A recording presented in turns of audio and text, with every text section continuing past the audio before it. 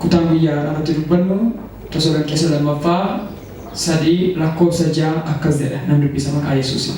Ammas obboloota nanaa isin keessaa nama hojjechuu dhiisee dhibaa'ummaatti jiraatu nama akka barsiisa isa nu irraa barataniitti hin jiraannetti hidhata akka hin hiikkattan maqaa gooftaa keenya Yesuus Kiristoosiin isin ni abboomna. Nuyi yommuu isin bira turre hojjechuu dhiibnee dhibaa'ummaatti hin jiraanne isinii fakkeenya keenya duukaa bu'uun hammam akka barbaachisaa akka ta'e ofii keessanii iyyuu hin beektu.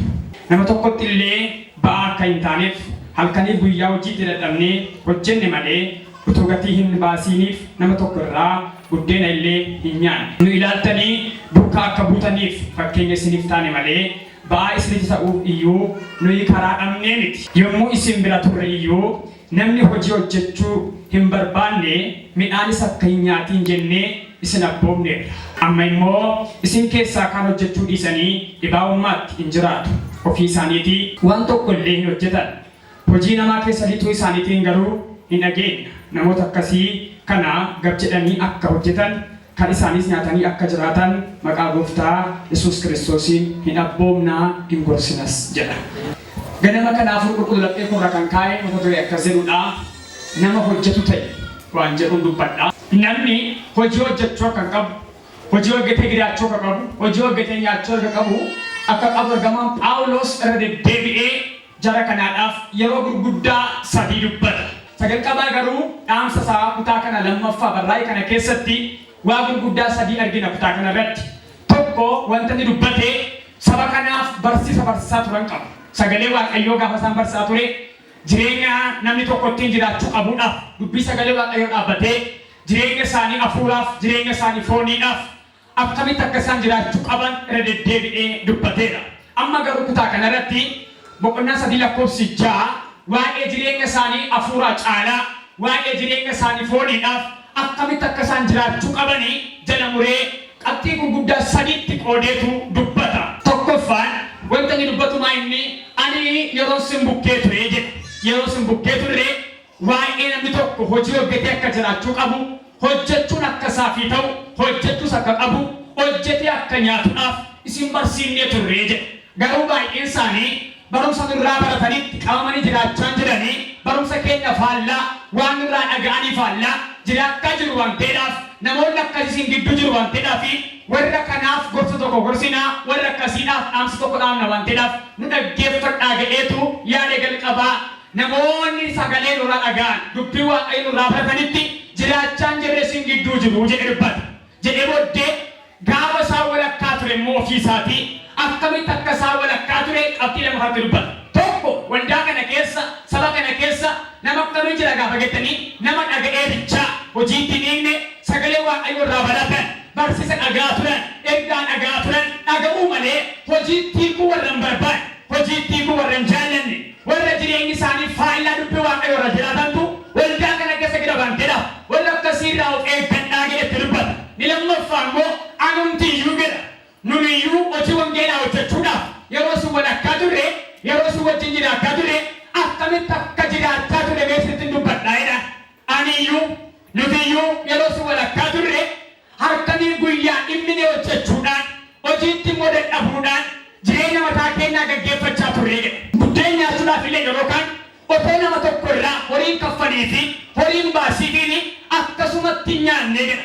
Otoo ta'ellee nuti illee dadhabbii keenya dhiibnee waan itti harkanii guyyaa hojjennu dhiibnee sirriitti ba'aa ta'uullee hin dandeenya turre garuu kanan goone of dandeenyee jiran waan nyaannuudhaaf waan dhugnuudhaaf horii baafamu hundumaa baafnee jiraanne malee akkasumaan hin jiraanne jedha.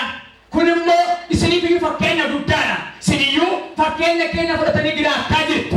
Fakkeenya waa'ee ofii keenya fudhachuun keessan immoo amma akka bu'aa isinii qabu isinumtuu mee ilaalaa jedha. Duukaa bu'aati ilaala. Singidduu gaafa ture hojii wangeelaa qofaan hojjenne hojii wangeelaa bichaaf hin fiigne halkanii guyyaa jireenya mataa keenyaadhaaf dhimminee hojjechaa turre jedha. Amma rakkina kana maal dubbachuu deema gaafa jettanii sabni kun saba dhibaa'ummaatti galee jirudha. Sabni kun saba hojii dhiisee harka maratee taa'aa jiru waan ta'eedhaaf maaliif teessuu hojjechuu qabdu Waaqayyo nama hojjetu barbaada kan jedhu dammaqsuu fi barbaada yaada isaanii keessaa. Kanaaf ni sadaffaa maayidheeni namni jedhe gaafa sin bukkee ture waa abboonnee ture jedhe. Namni tokko singi duudha hin hojjetu yoo ta'e harki isaa hojii hojjetu yoo ta'e buddeen nyaatiin jennee abboomneerraa namni harka isaatiin dadhabee hojii hojjenne buddeen akka nyaanne gendeessin abboomnee turre jedha. Amma garuu wanti baay'ee keessaniin dhaga'amaa jiru wanti baay'ee keessaniin odeeffamaa jiru namoonni baay'een hojii dhiisanii dhibaa'ummaatti galanii taa'aa jiru. Namoota dhibaa ta'an namoota hojiidhaan ala ba'anii keessumaayyuu kan isaanii hojjechaa jiran kan namaa immoo keessa lixanii boncaa kan jiran balleessaa kan jiran wanta akkasii jira waan ta'eef namoota akkasiidhaaf dhaamsa qabnaa jedhan. Kana booddee jireenya namaa keessa kan seennedha. Namoonni kun atattamaan dafanii hojii keessa akka isaan galanidhaaf maqaa gooftaatiin isin hin gorsinaa isin abboomnaa jedhan. Namoota maal godhan? Namoota hojii malee jiraatan, namoota hojii gadhiisan, namoota hojiitti galuun jaallan ofii isaanii hojii keessaa ba'aniiru.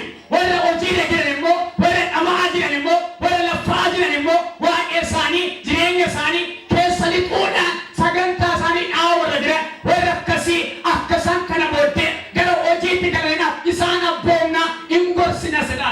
Waldaan kun amala waldaa kiristaanaa bara kanaa fakkaata. Seenaa waldaa kanaa gaafa laaltan isa amma caafata qulqullaa'aa waldaa kiristaanaa keessatti alkallattiidhaan hiikamu kallattii ta'uudhaan alkallattii isa hiikee fakkaata. Waldaa kana keessa rakkinni jiru yeroo ergamaa Phaawulos ilaalu namoota baay'eetu hojii hiikeera. Namoota baay'eetu dhibaa'ummaatti galeera. Namoota baay'eetu hojii malee harka maratee taa'aa jira. Waaqayyo gaafa nama uume iyyuu namni akka hojjetuudhaaf isa uume akka baay'ee nyaatuudhaan miti. Lallabni tokko jira yeroo baay'ee kan dubbatamu.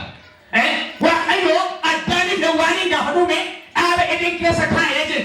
Dhaaba edeen walakkaa iddoo wanti hundumtuu guutu. Isa akkamitti kaa'ee gaafa geessan dhaaba edeen keessatti Waaqayyo biqiltuu bishaanii ba'usee fi biqiltuuwwan garaagaraa firee kan kennan nyaataaf kan ta'u achi walakkaa dhaabeefiitu Waaqayyo waan hundumaa guutee ta'ee booddee dhala namaa fidee jedhu sirriidha. Garuu guutuu bichaas ta'ee bichaatiin miti. Sagiruu bichaatiin miti. Caafata qulqullaa'aan maayidha. Uumaa boqonnaa lama lakkoofsa 15 irratti maayidha. Gaafa dubbiftan. Waaqayyo jedha Addaamiin hojjetee ta'ee booddee eessa keessa kaa'ee jedha dhaaba edeen keessa kaa'ee jedha. Akkanni dhaaba edeen tottolchuudhaaf immoo keessa kaa'ee jedha. Tottolchi jedhee ni jedha. Tottolchi maayini hojjedhuudha. Akkanni dhaaba edeen kunuunsu tottolchuudhaaf ture. Kanaaf barsiin yeroo baay'ee namoota irraa mul'atu maayini Waaqayyo ilmaan namaadhaaf otoo Addaam cubbuutti kufuu baatee otoo Addaam yakkatti kufuu baatee ilmi namaa akkumatti jiraatan akkumatti jiraatu akkanni tottolchuudhaaf akkanni kunuunsuudhaaf Waaqayyo maal kenneefidha? Hojii kenneefidha. Qaba nama si bukkeetiin Waaqayyo nama hojjetu jaallataa jedhaani. Raasa jabeesaatiin Waaqayyo jedhaani. Nama hojii hojjetu jaallataa jedha. Waaqayyo ni si uume jedhaani. Hojjetaadha jedhaani. Mee namni gammadee ameenaa. Ani guyyaa ajaa maalan godhee jedha nama hojjedhee jedha. Gaafa torbaffaa immoo nama godhee jedha Waaqayyooti. Waaqayyo waaqa hojiiti. Hin hojjeta Waaqayyo. Addas namoonni baay'een gaafa laaltan jireenya hojiitti namanan. Hojiitti kan sammuu isaanii namanne jedha. Hojii hojjechuudhaaf ganaa raajii kan barbaadan. Hojii hojjechuudhaaf ganaa abjuu kan abjoochuu barbaadan. Hojii hojjechuudhaaf ganaa maal beektu yoo kadhatan malee yoo waa godhan malee hojiitti seenuu kan hin barbaannedha. Hojii hin hojjettaa hin kadhattaa hin milkoofta. Mee warri waaqni na uume hojjetaadha kan geetar kolkaa samii. Waaqni kun na uume hojjetaadha. Isa hojjetu barbaada qaba Waaqayyo. Kan hojjetu kan teessu miti. Kan harka maratee teessu miti. Waaqayyo akka hojjetu barbaada. Hojii maalii hojii maatii kee hojii jireenya kee geggeessu. Hojii dhaqna uffata keedhaaf ta'u, hojii nyaata dhaqna keedhaaf ta'u, hojii mana keedhaaf ta'u, hojii egeree keef ta'u akka hojjetu barbaada. Namni hojii malee akka ta'u yaada Waaqayyo miti. Jaalala Waaqayyo fedha Waaqayyoos abboommi Waaqayyoos miti. Yaadni Waaqayyo akeenyi Waaqayyo ilma namaa qabu namni akka hojjetudha. Akka hojjetu barbaada. Namoonni baay'een wanti isaan hojjetan muraasa. Baasii isaan baasan garuu guddaadha. Hojii caalaa baasii dhamana. Hojii caalaa taa'u dhamana. Hojii caalaa hoogii dhamana. Hojii caalaa jireenya dhannoo dhamana. Waaqayyo inni guyyaa ja'a hojjete guyyaa torba keessaa guyyaa tokko guyyaa boqonnaa godhate. Isayyuu maaliif godhe Waaqayyo ilmi namaa gaafa dhufu toora lakkoofsa kanaatiin guyyaa sanbataa godhee akka isaan isa waaqeffataniif godhe Waaqayyo. Malee Waaqayyo hojii fixee hojii dhabe jechuu miti. Ilma namaadhaa fakkeenyaa ta'uudhaaf godhe. Kanaaf egaa Waaqayyo namarraa maal barbaada gaafa jettanii namni akka hojjetu barbaada. Dhagaa'eetti sana waldaa kana kan galu akka hojjetu barbaada Waaqayyo. Kan baratu ta'u baratu akka hojjetu. Barumsa hojiidha waan ta'eef kan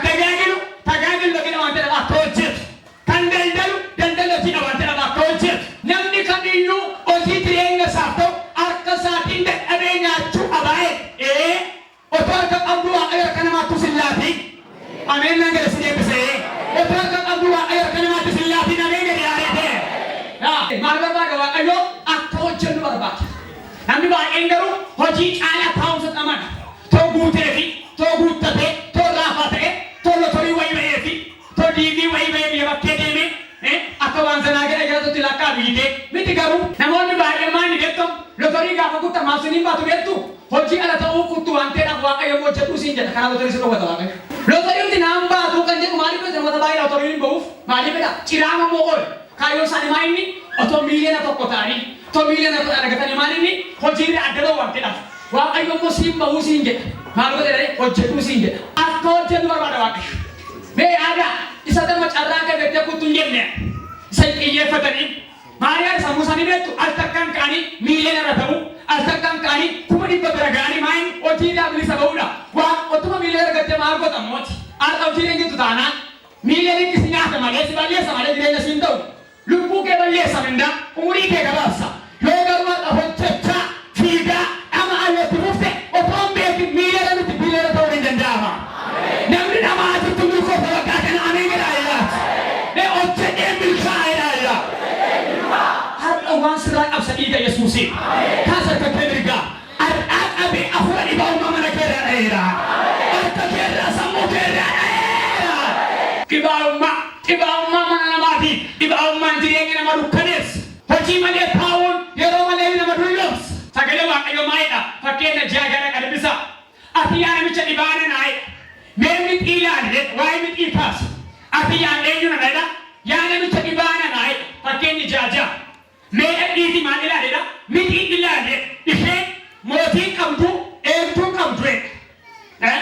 Darwe amalgo deda. Jena she barbatis. Sora she difta deda. Bona malingo deda. Infunan nepte. Wakti makarimmo walitti kabatte. Ati odessa taide. Hubata saye. Maltu mi ira barat deda wa ayot. Sammu wa ayo officer na maaf kenne. Ira barat deda na matini. Mi ira barat deda. Mi malingo di. Sola shed afkanto, Jena shed afkanto, Wakti bona malingo diga, Walitti kabattera, Wakti bona malingo di intuilatti, Wakti makarimo malingo diga, Walitti kabatte tullatti enkabatte, Yomif kanto, Gannaf kanto, Miti yom tullatti tullashe, Bona miti, yomi monyatti barsisa, Ganna monyatti, Ganna afan gutte nyatti, Ati melofta, hatojjette, Ati xaaficha gadde, ati boqqololitti qabashanii maal gooti hin kaawwatti bona. Maal tokko ishee nyaattu godhe beektu ogummaa isheeti. Hojjechuu ishee. Lakki isa abbaan tokko qotee nyaadha maal dhibaan jettu. Yoo ati hojjetteyyuu, yoo ati dhamaatee fiddeyyuu, walitti qabachuun immoo ga'ee birootii jetti. Kanaaf namoonni baay'ee yeroo baay'ee wanta egarii isaaniif ta'u, waan jireenya isaaniif ta'u, har'arratti gulantaa kaawwatanii dhaabbatanii argachuun barbaadan. Waan margatanii, itti margatanii, lafu margatanii, akkuma baraa ta'uu barbaadu malee akka mul'ata isaanii ta'uu barbaadan. Namoonni baay'ee yeroo baay'ee iskiriptoota kadhachiifatu, waraqaa pepperitti kadhachiifatu, waraqaa qormaata. Kaan maal dhubeettu yaa waan ayyo jedhu. Barsiisaa si qosii nagoo dhigasaa qabee dhigasaa qabu waaqayyo. Maali dhigasaa qaba maal si qotu dhufeewu si haa qabu ameen jedhe. Ati immoo qol ameen jedhe hin jedhe maal. Dhugaa waaqayyo.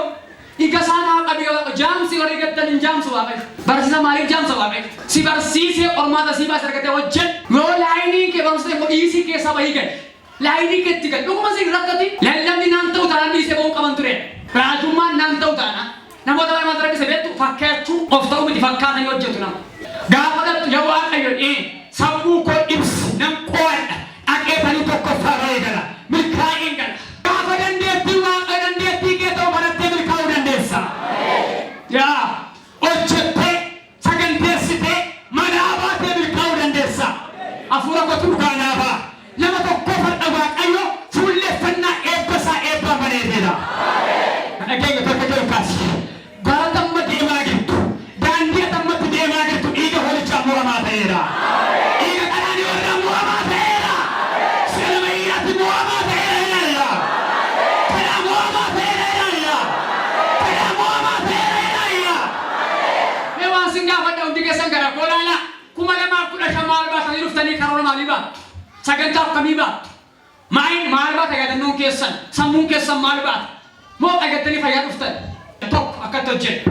karoora baasuudhaan hojjete karoora baasuudhaan yeroo irratti hojjete hin hojjenne argatee hojjete arga waaqayyoon gadhee karoora yeroo irratti warri amma tarka maraatti sana geeffadhaan dhibaa'ummaa sirra taa'e maayinni amma maatii dhageessa manumaa keessa kaleessa eengadda baadiyyaatti maqaa gaarii qaba yoo ta'e maatiinsa as dhufee harka namaa gadi argachuun barbaada as dhufee namatti hirkattee bishaan kanuun barbaada maqaa bichaa baatanii warra deemtan maastersii baatte dooktireetii taate hin taane taanaa waan dippiloomaan tokko argata barbaachirraa ta'e hin taa'in bakka hojii malee humnati baattu kun hinuma dandeettii ati baattu kun hin bara yeroo hojjechuu jalqabdu waaqayyo milkaa isa sii kenna hojiin eenyumaa mormii qaba lola qaba mukaan hojii fooniin isaa hojiin hafuura lola qaba hojii isaa hafuura hojjetamachuu kooti ni fooniin illee mul'ataadha iyyuu namni akka hojjolitti bu'aa oola gaaf hojii kee hojjettu karoora saganteessi yeroo itti gargaara yeroo nama baay'ee oduudhaan dhumaa oola yeroo nama baay'ee hamii namaatiin dhumaa oola yeroo nama baay'ee FB'dhaan dhumaa oola yeroo nama baay'ee taa'ee miidiyaa dhaggeeffachuudhaan haa baay'ee namoota amee dhugaadha tachiin baay'ee namtumtuu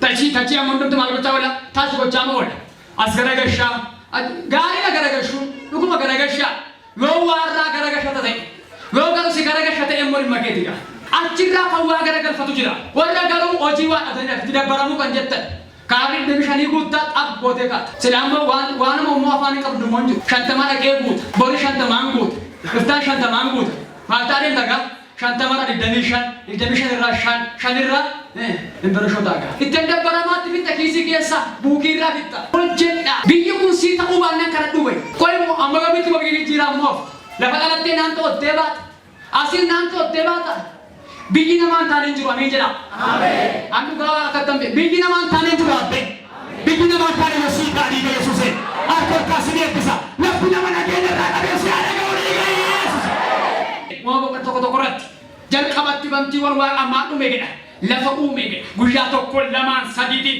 toora gashee maal gochaa ture hojjechaa ture qolaa isaa afur shammaa'edha yeroo siif kennametti gedha otoon dabarsii maal godhe gedha hojjetu gedha yeroo siif kenname dargaggootaan dhuma yeroon kun Oromoo maay'ee mammaa humni yoom dhufay humni ganama dhuma qalbii yoom dhufay galgala wal jala barbaada amma kanatti fiigdu amma kanatti buutee baatu baay'ee dammammaatti waa hojjechuu kan qabdu waa saganteessuu kan qabdu dhagaa dhaggeeffadhaa kana booddee raajii hojii hojjedhuu siin jedha miti waaqayyo siin jedha si uume inni hojjetee immoo sitti agarsiiseera kunee lafa xammarratti hojjetattee investi goota giraatti uume sii kenneera waaqayyo duumessa keessaa bokkaattifattee ittiin lafa kee jiifattee hojjetattu kadhattee argattu waaqayyo biraa sii kenneera harka fayyaa miila fayyaa sii kenneera sammuu nagaa sii kenneera dachee badhaatu sii kenne waaqayyo dachee abaaramaa sii laanne waaqayyo waan hundumaa waan guute sii kenneera waaqayyo ija kee amanu godhu waaqayyo ameen jedha kanaaf yeroo nuu kennametti hojjechuu qabna qabaa nama siin bukkeen dhaamsa kana biraan nagaa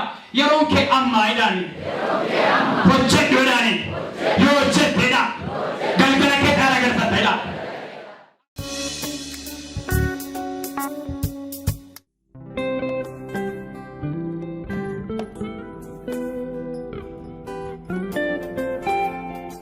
Leludha Israel tani waaqayyo lafa kanatti maarsaniif godhe maqaan koo Gamarqaan jedhama kanan jiraadhu asumadha dhugaatiin koo inni jalqaba mataa koo na dhukkuba ture yeroo mataa koo na dhukkubu kanatti baqasin jedhee na dhiphisa yoo namni na waamillee waan akka dhiphadhu hin beeku waan akka yaadus hin beeku baqqaan baay'ee nafa na dhiphatu jechuudha mucaan kun maal taatee maaltu si dhiphisaa jira maal rakkattee toonaan jedhani homaatti himachuu hin danda'u maatii kootti sin jedhee na dhiphisa baqqa mana yaalaa immoo hin deemne sababa mataa na dhukkubuuf namootuma waaqayyoon kadhachiifadha isinan kadhadha malee kadhannaan koollee mana miti jechuudha yeroo sanatti na dhiphadha baqqa yoon gadi jedhee nan kadhadha jedhellee waan akka yaadu hin beeku achi yoo sunan akkasittiin jiru deemee natti cimaa gaafa dhufu halkan bakka rafuun dadhabe akkatti hojjedhee kan ta'a dhoqadhee hafuura koo dhoksadheen jechuudha mana yaalaa deemu yoo naan jedhan immoo deemu achumarraan asuman akkasittiin jiru bakka tiraasii akkasitti jala godhadheen ciisa inni na dhukkubbiin mataa isaa akka nama dhukkubu osoo hin ta'e sammuu koo kana walakkaa waan ta'e akkasitti waliin makee bitti waan godhu wayii natti fakkaata yeroo natti dhaga'amu jechuudha achi asuman akkasittiin jiru riba na dhowwaa dhufee sababa mataa koo kanaaf illee yeroo sun barachaan jira waan ta'eef dubbisuu hin danda'u bakka yeroo hundumaa dhiphachuu mataan koo na dhiphata mana barumsaa illee deemee mana barumsaatti illee kufeera jechuudha achi osoo waan akkasittiin jiru charchii kana yeroo hundumaa sanbata sa'aatii boodadha naa kanan taa'ee raajiin akka waliigalatti kadhachaa jiruyyuu osuma kadhatanii hafuura hamaa ifachaa jiru turan hafuura hamaa ta'uu ifatanii namni irratti hojjetamee ture irratti asaaddafamee ture singidduudhaan hin kufa kadhadhaa ija keessa walirra buusaati jedhanii suma isaan akkas jedhanii hafuura kana ifachaa jiranii saba gidduutti nan kufe achii toora kanarratti akkana baanee nu kadhatanii egaa gaafa sana nu kadhatanii hafuurri hamaan sun iyyeenarraa ba'ee hafuurri hamaan sun iyyeenarraa ba'ee nagaa kooti isaan dubbisuu hin dandeenye nan dubbisaa isaan rafuu hin dandeenye nan rafaa sana dhiphisuu hundumaa na dhiiseera fayyaa kooti kanaaf sabni waaqayyoo naa galateeffadha.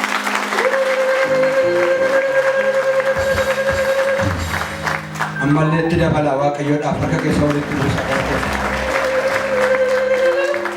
tolee sababa dhukkuba kanaatiin kan ka'ee baratta ture barnoota keerraa dubbisuu hin dandeessu hirriba hin qabdu amma erga namni waaqayyo lafa kasii kadhatee barnoota kee haala gaariin dubbiftaa hirriba gaarii raftee bultaa jechuudha. Amma fayyaa kooti. ammallee sabni waaqayyo harka keessa walitti buusa waaqayyoof galata. tolee dhugaatiin kee lammaffaa maal ture? Dhugaatiin koonni lammaffaan immoo inni sabbatuma isaatii boodadha. Ji'a Hamilee keessatti fakkaata guyyicha hin qabanne galgala dhufe mana barumsaa Qidaamee Sanbatan baradhaa guyyaa kana hojjedha. Sa'aatii 11 booda dhufe naannaa sanarraan hin taa'e gara dhumaati bakka sabni waaqayyoo ba'aniiru charchii keessaa galaa jiru jechuudha. Sa'aatii 1tti dhiyaateera yeroo sana. Achumarraan ka'een ba'a jedheen sagantaan kana xumuru malee hin ba'u jedheen taa'e obseetuma obsa godhadheen taa'e sabni duubarraa yaa'anii dhumaniiru. Raajiin namoota dhukkubsatan fuuldura kanatti waamaniiru. Bakka dhukkubsattoota kanaaf isaa kadhatamu sagantaan kun xumuramu malee mana kanaan ba'u jedheetuman taa'e. Kuni teessoon duwwaatti hafeera. Achi dhukkubsattoota waamanii osoo kadhachaa jiranii duuba sanarratti asitti ilaalanii shurraabii adii uffadheen jira gubbaadhaan. Caawuna nalaashii shurraabii adii uffattee kophaa ta'aa jirtu suni maal hojjettaa naan jedhan nan baradhaan jedheen maal hojjettaa mucoona naan jedhan nan baradhaan jedheen nan hojjedha jenneen garuu achuma irraanii an beeku garuu yeroo dhiyootti waan ta'e harka kee ganaa naan jedhan fuula dura sanatti immoo barnoota koo xumuree eebbifamuuf kan jiran achuma irraa ameen jedheen fudhadhee bakka waan eebba koo kanas ta'uun dubarsiisama yaadaan jira jedheen ameen jedheen fudhadhee achuma irraa waaqayyoon raajinaan jedhanii kuni raaji daawwen dubbatanii waan ta'e ta'uu malee nafuuf jedheen amanee eeggadhe osuma hin taa'u guyyaan eebba kootii sun ga'ee gaafa guyyaan eebba kootii ga'u manni barumsaa badhaasa naaf kennee sagalee waaqayyoo karaa raajinatti dubbatanii badhaasaan argadhe mana barumsaa koorraa gaafa eebba koorratti isa kanaafis waaqayyoon naa galateeffadha. waaqayyoon galateeffadhaa namni waaqayyo. tolee gaaffii tokko isin gaafadha namni waaqayyoo fuuldura kee kanatti wanta harka kee galu jira siin jedhanii akkuma kanatis amantee fudhattee galtee ati sammuu keettuu yaadnee kan argadha jettee waan yaadne manni barumsaa badhaasa kana qopheesse siif kenne jechuudha.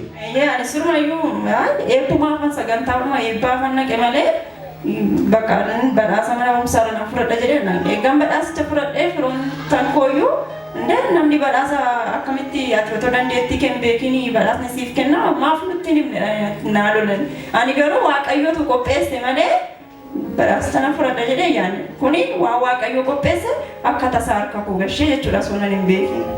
Harka keessa walitti buusa waaqayyoon galateeffadhaa. tolee dhugaatiin kee sadaffaan maal ture? Dhugaatiin koonni sadaffaan immoo osuma baradhu hojjedha jedheera.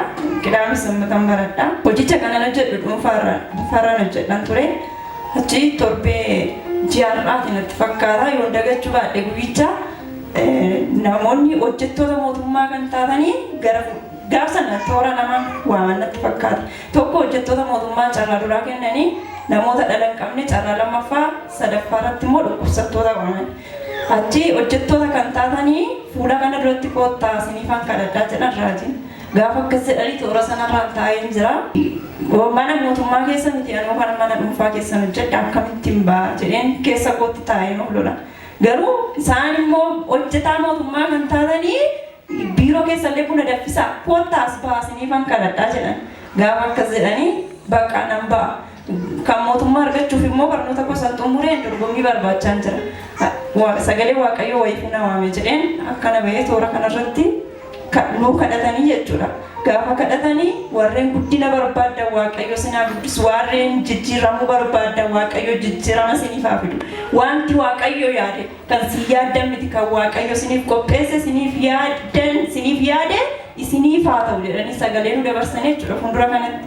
Gaafa akkas jedhanii ameen wanti waaqayyo naaf yaade naaf haa ta'u kan waaqayyo naaf yaadeen barbaada jedheen amanee fudhadhee galee sanbata galgala dhagaa kun sanbata galgala akkas jedhame sagaleen sun hin bahee namoota hojjettoota mootummaa wajjin akkana bahee gaafa wiixataa isaa bakka hojii koo sana deeme. Bakka hojii koo sana gaafa deemu durumaan achuma keessatti jechuudha. Durumaan beeksisa baasanii dorgomtoota dhabanii jechuudha. Nama dorgomee hojii sana galu kan isaan baasan jechuudha.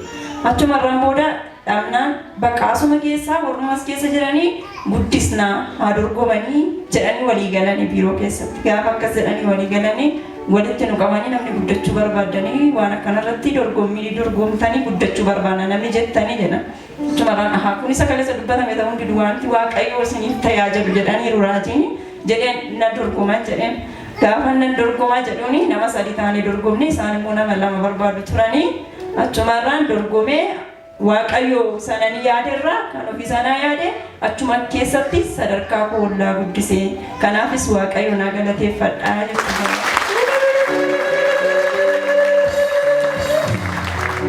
Tole gaaffii tokko isin gaafadha kana hojjettu dura hojii dhuunfaarradha. Namni waaqayyo immoo asitti hojjetamu mootummaa hunduu ka'aa kottaa hunda kan jedhanii kadhatanii fi isteeppii duraarraa warri dabaluu barbaadan gaafa jiraatu ameen jettee fudhattee amma iddoon hojii kee dabale isteeppiin kee dabale hojii biraa hojjechaa jirta jechuudha. Achuma keessatti guddinni naaf ta'e waaqayyo achuma keessatti na guddise.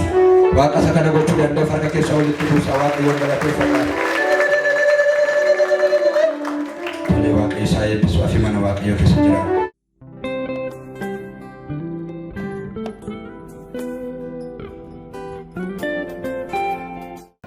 Fe'iseedha alaan dhufee asuma waaqayyo waan naa godhe miila koo bitaa na dhukkubaa ture. Sirriitti na dhukkubaa danda'ee taa'uu danda'u rafuu danda'u faana koo jalaan gadi na guba.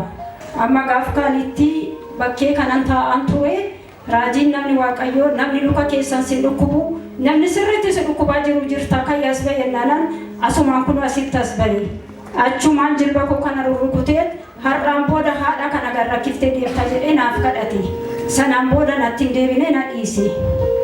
Babaatiin koo inni lammaffaa immoo dugda koo na dhukkubaa ture. Dugda koo gad jedhee gadi hin jedhu. Lafa amma kana xaragee amma fixuutti laman taa'a. Amma sanaan booda dugda koo sanas naa kadhatee amma achi naan fayye bakka ergasii. Dugdi koos fayyaadha, dugdi koos fayyaadha. Tole dura dhukkoo dugdaatiin rakkachaa turtanii namni waaqayyoos baatee sinii kadhatee erga sinii kadhatee dugdi keessan nagaadha jechuudha. Sabni waaqayyoo keessa walitti buusaa waaqayyoon galateeffadhaa fi tole gaaffii tokko isin gaafadha sababa dhukkoo dugdaa kanarraan kan ka'e dura hojii hojjechuu hin dandeenye maal gochuu hin dandeessanii? Akkaataa jedhee waan xinnoo ishee hojjetadhee qaa ofiin bahu. Hojjettanii hojjechuu hin dandeessanii hojii mana keessa hojjechuu hin dandeessanii jechuudha. Badaan danda'u kana miti. Tole amma saba kana fuulduratti ragaa akka ta'uuf hojjettanii ol jettanii saba waaqayyoo agarsiisuu dandeessu.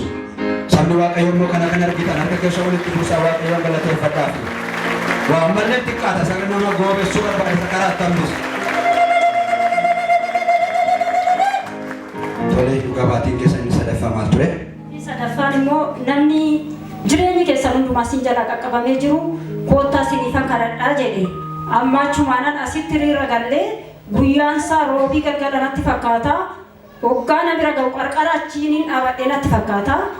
Haadha kana rakkisaan kee torban kana asitti du'aan isaa mana keetii ba'a jedhee akkasitti gimmaarii kodha'ee na bira darbe.